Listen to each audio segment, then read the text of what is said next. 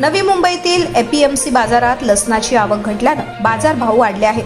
पुढील काळात लसणाचे दर आणखी वाढणार असल्याचं व्यापाऱ्यांनी सांगितलं आहे। पावसामुळे राज्याबाहेरून येणाऱ्या लसणाची आवक घटल्यानं याचा थेट परिणाम लसणाच्या दरावर झाला आहे। आठवड्यापूर्वी 180 ते 200 रुपये किलोनं विकला जाणारा लसूण आता 20 ते 25 रुपयांनी महागला आहे। त्यामुळे ग्राहक नसल्यानं याचा परिणाम लसूण विक्रेत्यांच्या व्यवसायावरती झालेला आहे।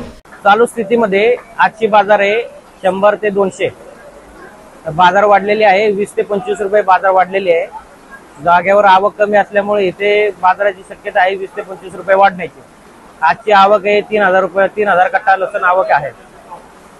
बाजार वाढल्यामुळे ग्राहकांची मागणी काय किती रिटेल व्यापारी आहेत? ऍक्च्युली ग्राहकाची मागणी आज पाऊस असल्यामुळे बाजार गिराईक कमीच आहेत, त्यांची मागणी कमीच आहे। आता सध्या भाव वाढल्यामुळे काय व्यापारावर परिणाम झालाय का? व्यापारावर परिणाम आहे। कसं आहे, बाजार वाढल्यामुळे पण त्याच्या हिशोबाने कमीच विकायला लागते। इथे गिरायकाची कमीच आहे, कमतरता आहे। त्यामुळे